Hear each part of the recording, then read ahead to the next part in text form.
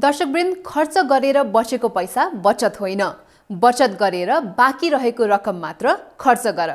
Warren बफेटको यही भनाइसँगै आजको कार्यक्रम सुरुवात गर्ने अनुमति चाहन्छु। नमस्कार, म सदिक्षा श्रेष्ठ। पैसाको कुरामा यहाँलाई हार्दिक स्वागत छ।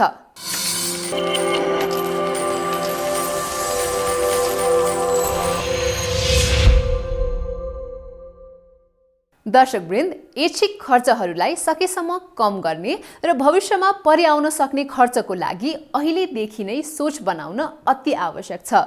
त्यसो भए आफ्नो आम्दानीको स्रोतको सही उपयोग र आम्दानीलाई व्यवस्थित कसरी गर्न सकिएला त? प्रस्तुत छ यो रिपोर्ट। दर्शकवृन्द, आज कुरा गरौँ पारिवारिक बजेटको। हामीमध्ये धेरैलाई पारिवारिक पनि बजेट हुन्छ भन्ने लाग्न सक्छ।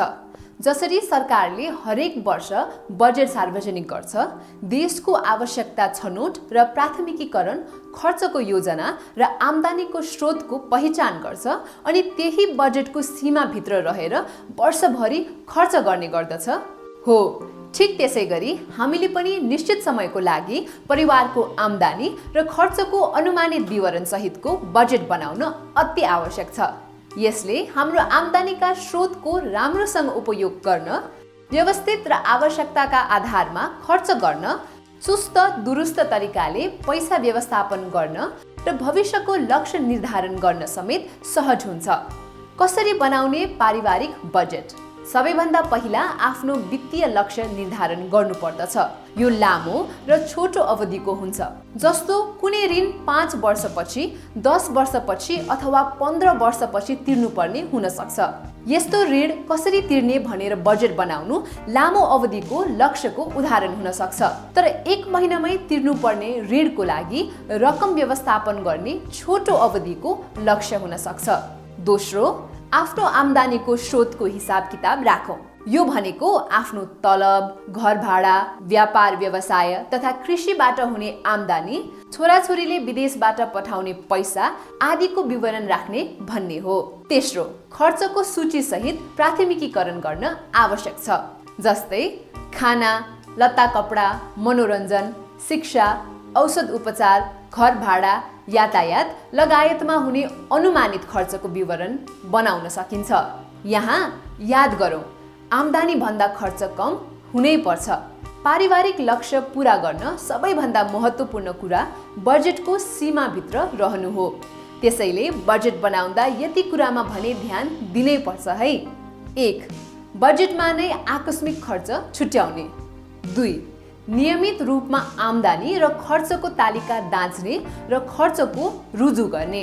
3. एउटा वस्तुमा बढी खर्च भएमा अर्को वस्तु खरिद गर्दा कम मूल्यको वा थोरै खपत गर्ने। 4. बजेटमा परिवारका सबै सदस्यलाई सहभागी गराउने। 5. वित्तीय लक्ष्य पूरा गर्न आइपर्ने सहजता र चुनौतीबारे खुलेर परिवारमा सल्लाह गर्ने र लक्ष्य पूरा गर्ने। कसरी कम पैसा खर्च गर्ने भनेर प्रतिज्ञा लिनु नै ठुलो अनुशासन हो। धेरै खर्च गर्ने बानीबाट मुक्त भएमा आफ्नो परिवारमा सबैभन्दा ठुलो खुसीको अनुभव वा भावना साट्न सकिन्छ।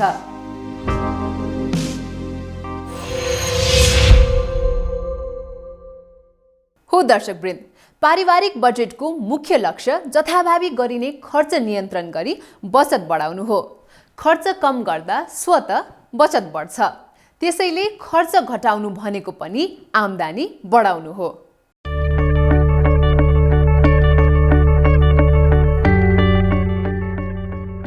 बचत गरेर बाँकी रहेको पैसा खर्च गर्नु। यति पैसा मेरो बचत हो भनेर छुट्याउने हो।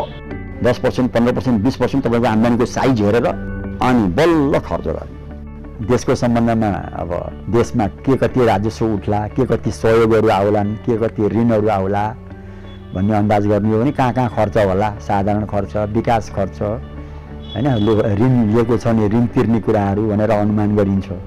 पारिवारिक बजेटमा पनि त्यही हो। सिद्धान्त त आम्दानी र खर्चको अनुमानै हो।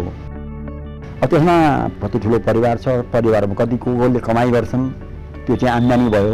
अब खर्च भनेको त अब खर्च, अब फुडिङ, खानापिना गर्नलाई कति खर्च लाग्छ, लुगालाई कति, औषधि खर्चलाई कति, मनोरञ्जनलाई कति, चामलमा मैले कति खर्च गर्ने त, मैले दालमा कति खर्च गर्ने त, तरकारीमा मैले कति खर्च गर्ने त, भनौँ मेरो तरकारीमा चाहिँ म महिनामा मैले चाहिँ 5,000 रुपियाँ छुट्याइरहेको छु भने म 5,000 भित्रमा बस्नु पऱ्यो नि त तरकारी।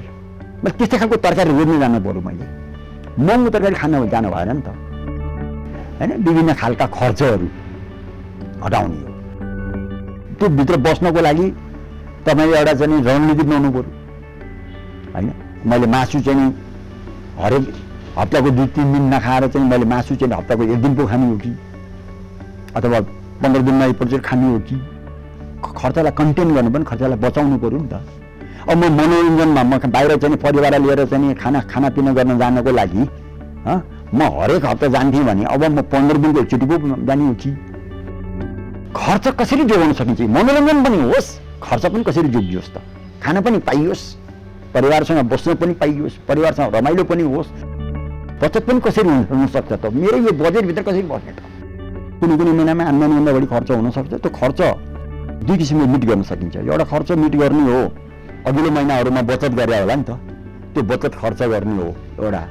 अब अर्को चाहिँ नि आम्दानीबाट खर्च भएपछि तपाईँको त्यो खर्च गरेको कि त उधारो खाइया होला कतै होइन, कि त कसैसँग ऋण लिएको हुनु पर्यो होइन। त्यो तिर्नु पऱ्यो नि भविष्यमा। चाहे उधारो खाए पनि तपाईँले भविष्यमा गएर तिर्ने हो, अर्कैसँग तपाईँले सरसापडी लिएर चाहिँ खर्च गर्नुभएको छ भने पनि तिर्नु त पऱ्यो। त्यो तिर्ने चाहिँ फेरि त्यो बचतबाटै तिर्ने हो। भनेपछि आउँदा दिनहरूमा तपाईँले खर्च कन्ट्रोल गर्नु पऱ्यो।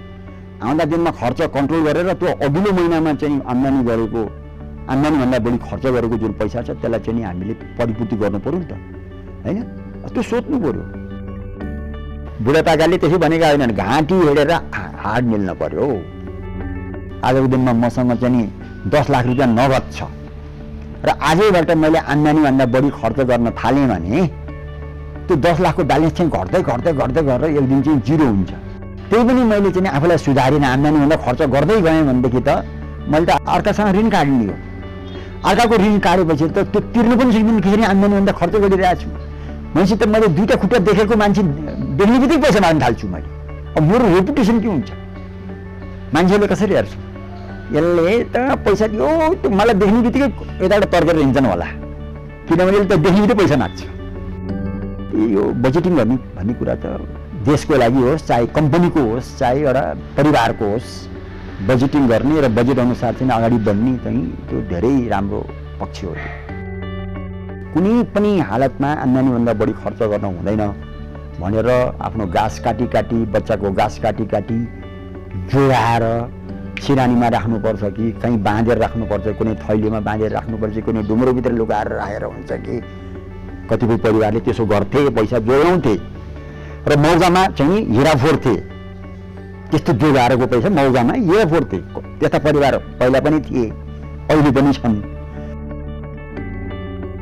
घाँस काटी काटी जोगाएको जुन पैसा छ, बच्चाले म चक्लेट खान्छु नि भन्दाखेरि खान हुँदैन भनी बचाएको जुन पैसा छ त्यो कुनै पनि हालतमा तपाईँले घरमा राख्ने होइन, तपाईँले चाहिँ लगानी गर्ने हो।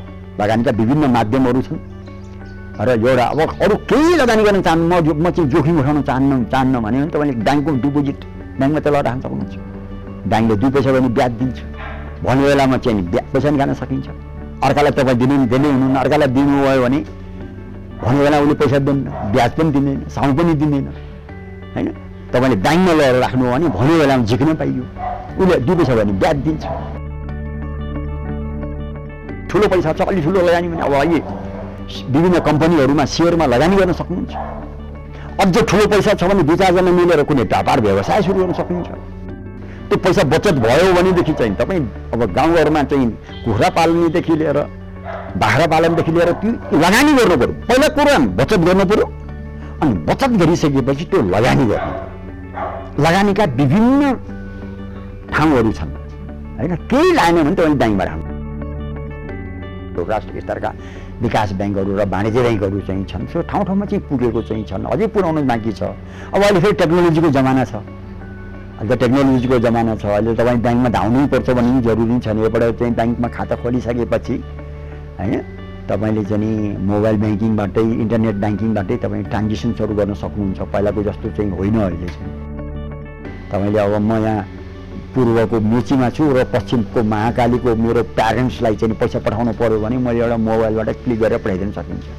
कहीँ ब्याङ्क धाउनु पनि पर्दैन। होइन धेरै सजिलो पनि भएको चाहिँ छ। अब ब्याङ्कमा राख्यो भने ब्याङ्कले पनि तपाईँलाई ब्याज दिन्छ अनि ब्याङ्कले त्यो गएर व्यापार व्यवसाय गर्नेहरूलाई उसले ऋण दिन्छ अनि हाम्रो व्यापार व्यवसाय चाहिँ फस्टाउन पाउँछन्। व्यापार व्यवसायले पुँजी पायो भने तपाईँको बचत त्यो व्यापार व्यवसायको लागि पुँजी हो। त्यस कारणले तपाईँले इन्डाइरेक्टली आफूलाई फाइदा हुनुको साथसाथै देशको औद्योगिक विकासमा पनि तपाईँको चाहिँ योगदान चाहिँ हुने चाहिन्छ।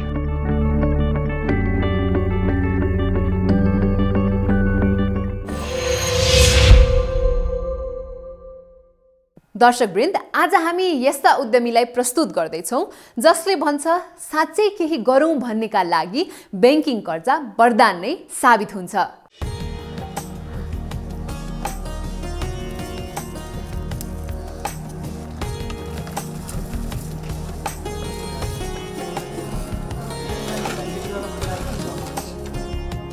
कृष्णमान श्रेष्ठ एक कृषि उद्यमी। उनले कृषि व्यवसाय सुरु गरेको 1 दशकभन्दा बढी भयो। मेरो हजुरबा चाहिँ किसानै हुन्, बा मजदुर भए। म चाहिँ नि व्यावसायिक किसान हुन चाहिँ खोज्दाखेरि चाहिँ नि उपत्यकाको सिटीभित्रको चाहिँ कम्तीमा 35 देखि 40 लाख जनताका लागि यो सहरको पेरिफेरीमा रहेका चाहिँ जग्गा जमिनमा उत्पादन गऱ्यौँ भने नजिक चाहिँ नि बजार पनि हुने, उत्पादन पनि हुने र चाहिँ नि एउटा एक किसिमको चाहिँ स्वस्थ चाहिँ नि खाना पनि खान पाउने चाहिँ त्यसमा चाहिँ हामी लागि पर्नुपर्छ भनेर अहिले यो ठाउँमा आइपुगेँ। अहिले विभिन्न स्थानमा गरी 200 रोपनी भन्दा बढी क्षेत्रफल जग्गामा कृषि उद्यम गरिरहेका छन्। करिब 4 वर्ष अघिको कुरा हो। उनलाई बैंकबाट ब्याज अनुदान सहित ऋण पाइन्छ भन्ने थाहा भयो। उनी बैंक पुगे, आफूले गरिरहेको कृषि व्यवसायबारे अवगत गराए, बैंकबाट ऋण लिए। तब त उनको व्यवसाय थप व्यवस्थित बन्यो। सङ्कलन घर, गाडी, अनि थोपा सिँचाइ, अनि त्यसपछिबाट चाहिँ आधुनिक चाहिँ हाम्रो नर्सरी अनि आउटलेट यिनीहरू थिएनन् र अहिले ऋण लिएपछि चाहिँ हामीले त्यसको चाहिँ सबै व्यवस्थापन गऱ्यौँ। र त विभिन्न साझेदार मध्ये बैंक पनि उनको व्यवसायको मुख्य साझेदार बन्यो। आफै कामदार आफै मालिक बन्ने हो भने र कृषिको ऋण सदुपयोग गर्ने हो भने त्यसमा आम्दानी छ। आम्दानी भइसकिसकेपछि ठिक टाइममा ब्याज तिर्न सकिन्छ, ठिक टाइममा किस्ता तिर्न सकिन्छ, ठिक टाइममा ऋण तिर्न सकिन्छ। कृषि व्यवसाय उनको चित्त बुझ्दो व्यवसाय भएको छ र त अझै उनको उद्देश्यले शिखर चुम्दैछ। मैले यसलाई चाहिँ अलिकति एग्रो रिसोर्टतिर चाहिँ नि यहीँ उत्पादन भएको अर्ग्यानिक चाहिँ खाने र चाहिँ बिहान मर्निङको वाक चाहिँ आउँदाखेरि पनि यहाँबाट खरिद गरेर लैजान सक्ने र कतै यसो चाहिँ बेलुका हावा खानालाई डुल्न आउँदाखेरि पनि यहीँ चाहिँ तपाईँको खाना पाउने ठाउँ समेत बनाउन खोजिराखेको छु। र यो अहिले जति पनि बाँसको टनेलहरू भएको छ यी सबैलाई चाहिँ नि मैले चाहिँ यो फलामको टनेल राख्ने र चाहिँ नि तपाईँको चाहिँ नि अहिले गाईको चाहिँ सङ्ख्या बढाएर चाहिँ नि मिनी डेरी बनाउने र लौकाट, गिरिराज, कडकनाथ, कालिज, लोकल कुखुरा, यो बट्टाईको चाहिँ कुखुरा चाहिँ यहाँको चाहिँ नि प्रोडक्सन गर्ने र यसबाट चाहिँ ह्याचिङ गरेर चल्ला पनि बेच्ने र चाहिँ कसैले चाहिँ नि अब चल्ला निकाल्छु भन्यो भने अन्डा पनि बेच्ने एक किसिमको चाहिँ नि सिङ्गो एउटा चाहिँ कृषिको पाठशाला, कृषि कलेज, यो प्र्याक्टिकली कलेज हेर्ने उहाँहरूले चाहिँ नि आफ्नो चाहिँ घरायसी जीवनमा, व्यावहारिक जीवनमा चाहिँ उहाँले घरमा इम्प्लिमेन्ट गर्न चाहिँ सक्ने खालको एउटा उदाहरणीय नमुना बनाउन चाहिँ मेरो चाहिँ उद्देश्य रहेको छ। यस्तै युवा उद्यमी हुन् रामकुमार श्रेष्ठ। रोजगारीको सिलसिलामा करिब 5 वर्ष विदेशमा बिताएपछि उनी स्वदेश फर्किएका हुन्। त्यसपछि हो उनको उद्यमले गति पाएको। रोजगारी सिलसिलामा विदेश कोरिया, साउथ कोरिया गएको थिएँ। त्यहाँ गएर काम गर्दा गर्दै अब कति अर्का देशमा पसिना बगाउनु, आफ्नै माटोमा पनि रगत पसिना बगाउँ भनेर केही गरौँ भन्ने सोचले चाहिँ उहाँको भिसा छोडेर यता काम गरेर फर्केको। अब विदेशबाट फर्किँदाखेरि मसँग सीमित पुँजी थियो, त्यसले मैले आफैले घरमा गरिरहेको बेसमा अलिक थप गरेँ। अनि लगानीको सारथी भने बैंक बन्यो। त्यसपछि त्यो गर्दा गर्दै अझै ठुलो गरौँ न त गरेपछि यही फिल्डमा भनेर मैले ब्याङ्कमा गएर कृषि लोनको लागि अप्लाई गरेँ। त्यसपछि त्यहाँबाट अप्रुभ भएपछि थप पुँजी लिएर मैले चाहिँ व्यवसाय विस्तार गरेर अहिले हाल यहाँ पनि गर्दैछु। अब मेरो देश यो नागार्जुन नगरपालिका भरिमा यो 3 ठाउँमा चाहिँ अब पोल्ट्री फार्महरू छ मेरो। 18-19 हजार कुखुरा अट्ने चाहिँ त्यस्तै तपाईँको 10-12 रोबिन जग्गामा चाहिँ अहिले पोल्ट्री फार्म सञ्चालन गरिरहेको छु। व्यवसाय गर्नुमा तपाईँले खसी बाख्रा अब गाई पाल्नु भयो भने 5-6 महिना ब्याएर दुनु पऱ्यो। यो चाहिँ अब 2-3 महिनामा तयार हुने, 5-6 महिनामा अन्डा पार्न सुरु गरेपछि 2 वर्षमा ढुक्क हुने भए चाहिँ लगानी सुनिश्चित हुन्छ। काम मनी कन्भर्ट चाहिँ चाँडै हुने भएर यो व्यवसाय रोजेको। साँच्चै भन्ने हो भने श्रेष्ठले कामको महत्त्व भने विदेश गएपछि नै बुझेका हुन्। समयमै र व्यावसायिक रूपले कसरी काम गर्नुपर्छ भन्ने ज्ञान उनले विदेशमा हुँदा नै लिएका हुन्। नेपाल बस्दा हामीलाई कामको महत्त्व थाहै थिएन। अब खायो बस्यो हल्ले हिँड्यो हुन्थ्यो। अब विदेश गएपछि हामीले समयको महत्त्व बुझ्यौँ, कामको महत्त्व बुझ्यौँ, केही गर्नुपर्दो रहेछ, देशको लागि पनि केही योगदान दिनुपर्छ भन्ने हिसाबले चाहिँ त्यहाँबाट केही सिप सिकेर यता फर्केर त्यही लागू गर्दैछ अहिले। हो, उनले अहिले विदेश जानु पनि आफैमा नराम्रो होइन भन्ने सन्देश मात्र होइन, बैंकसँगको सहकार्यमै पनि व्यवसाय विस्तार गर्न र सफल हुन सहयोग पुग्छ भन्ने सन्देश पनि प्रवाह गरिरहेका छन्। तपाईँहरूलाई कुन काम गर्न छैले हुन्छ, म यो काम गर्न सक्षम छु जस्तो लाग्छ होइन, त्यो आफ्नो मनपर्ने फिल्ड रोजेर चाहिँ काम छान्नु पऱ्यो। त्यसपछि चाहिँ अब ब्याङ्कसँग सहकार्य गरेर तपाईँहरू ऋण लिएर व्यवसाय सुरु गर्दा तिरेको जस्तै पनि देख्दैन, पछि गर्दा टाइममा चाहिँ सकिन्छ, ढुक्क भइन्छ।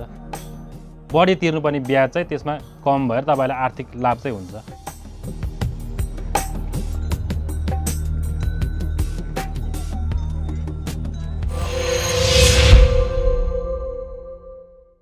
दर्शकवृन्द, याद गरौँ है, आफूसँग भएको थोरै पैसाको अधिकतम सदुपयोग गर्नेतर्फ ध्यान दियौँ। आफ्नो खर्चको प्राथमिकीकरण गरौँ। यसले पैसाको चुहावट कम हुन जान्छ अनि बचेको पैसा त आफ्नै हो। हवस् त, आजका लागि यति नै। बिदा दिनुहोस्। नमस्कार।